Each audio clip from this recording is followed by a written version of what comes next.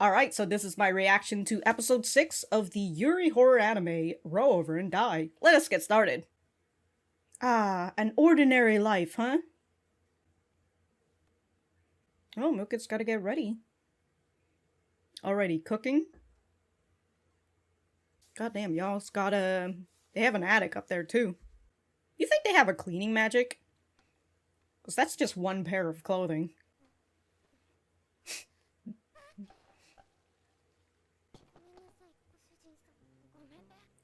Damn, we got egg salad all over y'all.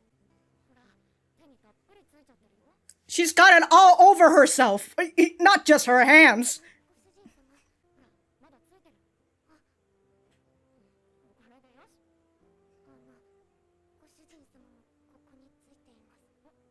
Hey guys, we'd like to actually see it instead of a scene of just this mash of this potato salad.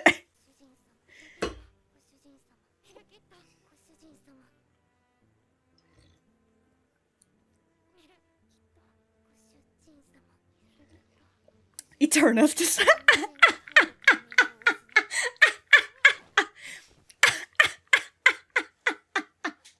oh my god, that was like a premonition of like other scenes that would be to happen between Milkit and Flum, man. Also, did Eterna?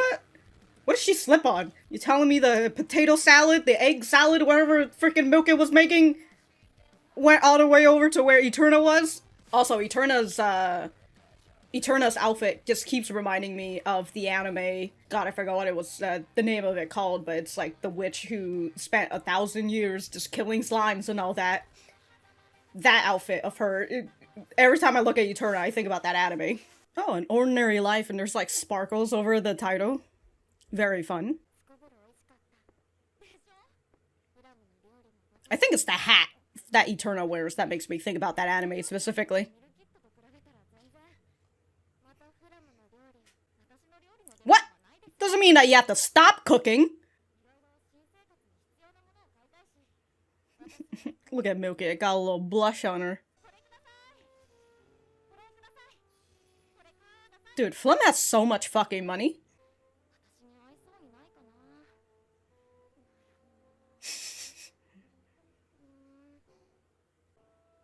Oh, Milkit, you missed your chance. Could have said something. Eterna's just like... Wow, isn't that nice? You're all housemates now. Sliver of your geniality. Ah, it's Sarah. Oh, they're back at the frickin' fountain. Ed and Johnny. No money to show for it. Made a friend outside the church. Sir! You think she's got a brush? I would assume, but maybe not. She's like a dog. Excuse me, sir. What?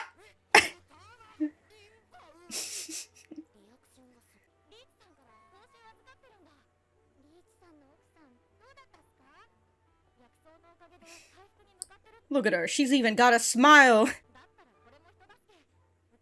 Consider this helping me then. Oh, attracting her by food. Y'all bought all that and only 4 bags? Oh, there's Dane. They're dead.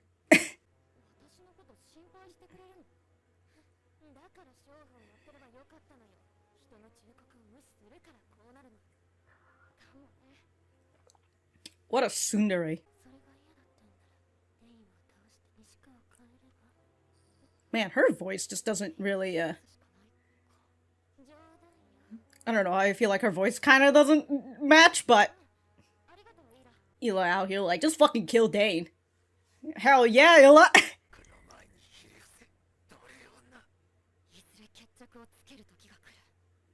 But not today!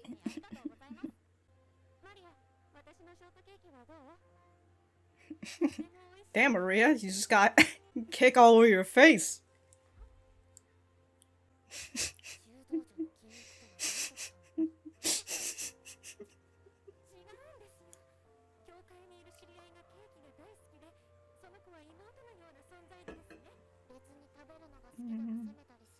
Yeah, I'm like, what was that explanation? Oh, look at Maria. Wow, look how nice everything is when Jean is not participating. I mean, he is here, but in the shadow. Throw him over the roof!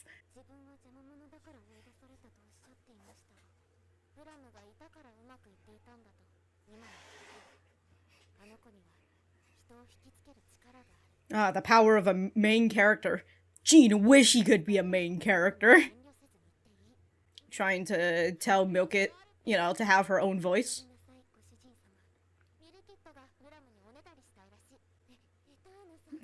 Really putting her on the spot. Well, Milkit's never really learned to be able to ask for things.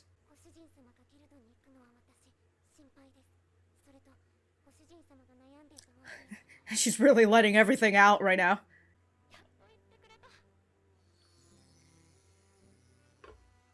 I was gonna say, it's God sending down his godly ray? But when we talk about God, is his origin?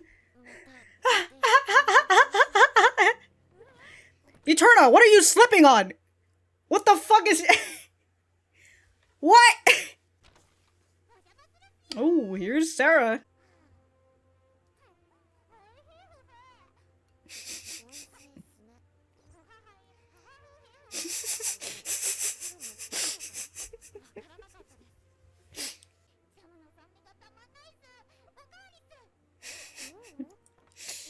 Ooh.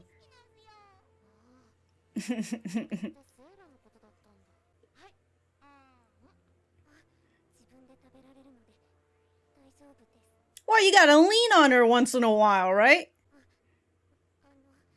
Yo, that's a big piece for her mouth. My god. I give up. Dude, that's a giant piece, Flum. You see how big her... Well, I mean, she's an anime girl, so, like, she technically can. Oh my god! Look, it's a person with a small mouth. That piece was a little too big. I can't bear to watch.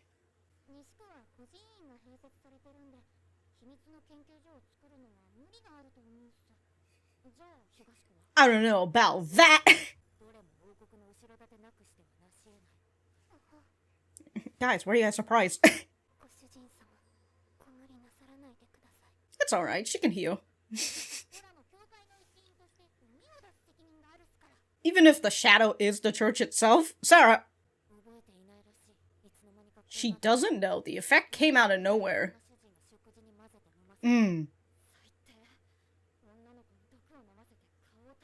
A person who's jealous?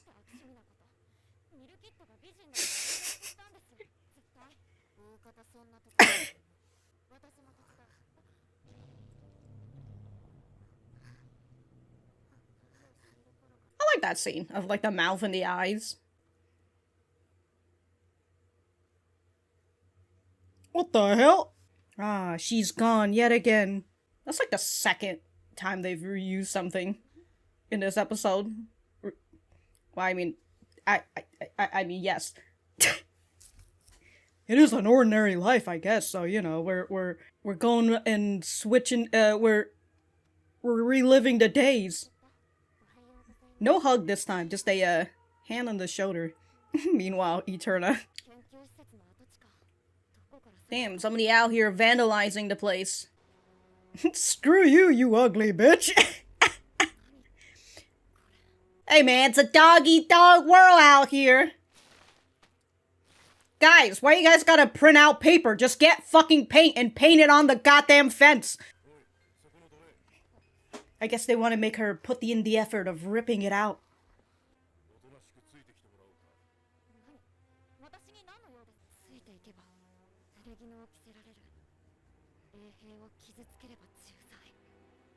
What to do, huh?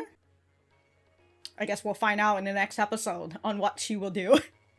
I mean, the only other option is just run! Here, get away!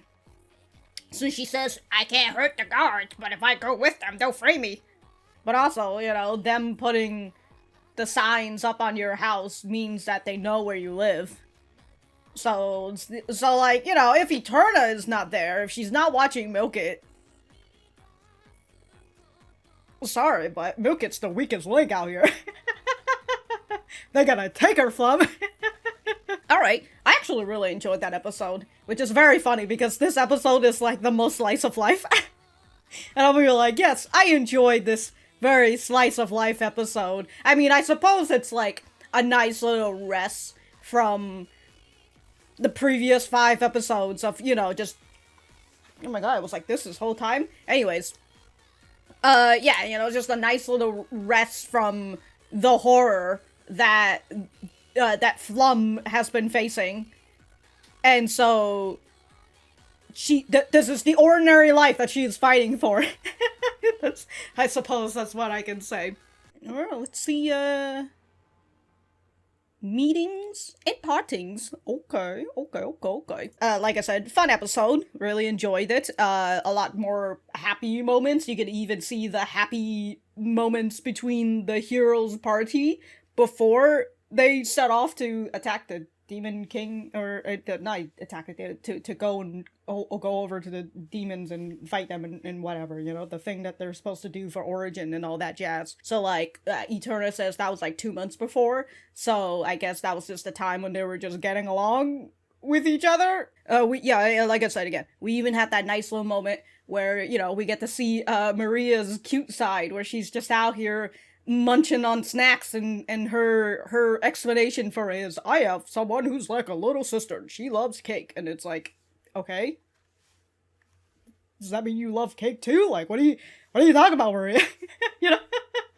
So again, even those were some nice some nice time. And even Jean, who is insufferable, was kind of acting a little bit like a tsundere, but either way, Jean is still insufferable, and they should have just tossed him out of the party in the first place. Even though, well, whatever, he's a powerful magician, or and whatever, who gives a shit, you know? If he's toxic, get him out of the party. But as Eterna says later on, she realized that Flum was the glue to this party, and she attracted people to her, because she just has that main character energy. Jean wished he was, and so that's why she says Jean was jealous of her, and so that's why he drove her away, or in this case, he literally sold her to slavery. Got some money off of it too, you know? Big whoops, you know? Big suck and all that, and consider that he took out the glue. It was inevitable for Eterna to eventually got really tired of Jean's shit and just left. And so, yeah, we, that's where the party is at currently. I do really enjoy that we've been seeing the party and just the progression that they're going through, you know, after Flum got tossed away from the party, and like, this is where they are right now. And, even in this one, even when we're not seeing the current party right now, when we're seeing the party at a happier time, we're still seeing them, so I appreciate us, I appreciate being able to have a little checkup on the party, you know? And I know that in the light novel, that's what we have in the interlude chapters. Anyways, the big takeaway in this episode is the focus on Milkit and her basic, I mean, we're kind of been getting it since, not to say the last episode, but it's been there for a bit. But in the last episode, it was very, it was leading into this episode, where it's Milkit learning her own voice and trying to, what is it? Yes, trying to become human. That's what I said. That's what I said last time. So this is just her learning to, again, I'm just repeating myself, so you already heard what I just said. And so I like that Eterna is catching on to it. She sees that Milkit really wants to say something, like during the whole shopping scene and everything, and her asking Eterna what is Milkit's favorite cooking and or whatever, and or about her cheesecake. And so that just gets Eterna to just push Milkit over to Flum and just tell her, like, you should just fucking say it. You know, like, Flum won't know until you actually said to her. She's not a mind reader. And we get that little flashback of Flum telling Milkit that she needs to lean on her a little bit more. So, very fun. we've got Dean, who is out here like, grr, I'm so angry at this slave girl for, embarrassing me or whatever. So, it's so easy to just overpower her. Oh, yeah, overpower her and just kill her right there, So easy. But what I'm gonna do instead is I'm gonna mentally torture her, and so we're kind of seeing the beginning of that whole jazz where they got a bunch of paper and they wrote some insults on it and all that, die, stupid bitch, and whatever, you murderer. They slapped it on there, which is it's that mental game of like, okay, they know where I live, and then Dean, as Flum suspects, she's suspecting that, oh, Dean has connections with the Royal Guards, and so the Royal Guards are coming up to her, and so we'll just have to see what she's going to do about that whole jazz. We also got to see a little bit more of Ila, who is just out here like, yo girl, why the fuck are you coming back to the mercenary guild? Like, you should have known when you got the first quest that these quests were here to fuck you over. So you probably shouldn't be coming here anymore. I love that Flum's just like, what? You actually care about me this whole time? And it's like, yeah, I mean, she sort of cared about you in her own way. It's just the suggestion she gave, which is you should have just become a whore instead, is not great. It's like she doesn't want you to fall under Dean's bullshit. But at the same time, she still kind of is a part of the system where, like, yeah, maybe the only thing that is good for you, that the only thing that you're able to do, and it's not great, but it's certainly better than dying, right? Is to just become a whore. Gotta take your graces somewhere, I guess. And at least Illa kind of cares enough, kinda, but I also like that Illa is just like, look, just fucking kill Dean, alright? This thing will be over with. And you know what?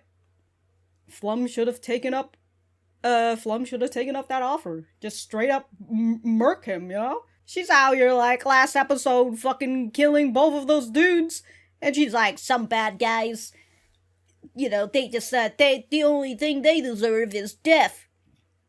And you just straight up kill those people, and she's just gonna be like, nah, just let Dean walk away. That being said, she did kill those guys, technically, in the last episode, technically in the middle of nowhere, in the middle of the woods. So, like, she can't kill Dean in the middle of the mercenary guild, because she's gotta be accused of as a murderer, as what the sign said, and also what it seems like maybe she's being framed as a murderer by Dean via the Royal Guards and all that jazz. I will say in this episode, they are showcasing Milkit in a better light for me, where I feel like, whoa, maybe I do kind of like Milkit. No, I talk smack about Milkit's character. And usually when I talk about, like, their character, I primarily am talking about the way that the writer writes them. Right, so I'm not really talking about Milkit as, like, Milkit, but I'm talking about the way the writer writes Milkit. And there's still things that I'm just kinda iffy about when it comes to Milkit and the way that Kiki has written her. But in this episode, I did find myself to be like, wow, Milkit's pretty nice. So good on the anime, good on the anime. Me giving no credit to Kiki. Well, continuing on to talk about Milkit, we technically do have some sort of horror element in this episode still, and it's Milkit's mustard toxin just freaking moving on her face. What the heck is that? But like I said during the reaction, I really like that scene when Milkit is like looking at herself in the mirror and she sees like just eyes and mouths in the mustard toxin, which I would probably presume maybe it's the eyes and mouth of her previous master. And as we've seen in the last episode and in episode 2, I believe, with, the masters just reigning over her and just really dominating what her thinking is, right? And like that previous master being like, you're ugly from the inside out. I do like the way that they portrayed that in terms of like I mean in terms of like the eyes and the mouths coming from the mustard toxin, and how like it's literally, I mean, it's haunting her, but it's also literally like in her face. She can see it. And yeah, there's just that mustard toxin just moving in her face. I'm just like, is this toxin or is this like a parasite? Like, what the hell's going on? Also, we have Milkit having feelings for Flum. You got some blushing from Milkit out here. And we have her starting to have concerns for Flum, where she's like, I don't want my master to be out here doing anything reckless and, you know, getting herself mutilated, even though she can heal, but like that's pretty fucking painful. So of course Milkit doesn't want that for her master, and so where we're getting to that, we're getting to a point where Milkit is having feelings. Whoa. Going back to her becoming human. Whoa. Speaking out for herself. Whoa. But overall, fun episode. A nice little break from the horror stuff. But we will just get right back into it in the next episode. So that's just great. If I have anything else to say, I will write it in the description down below. And that's it. Goodbye.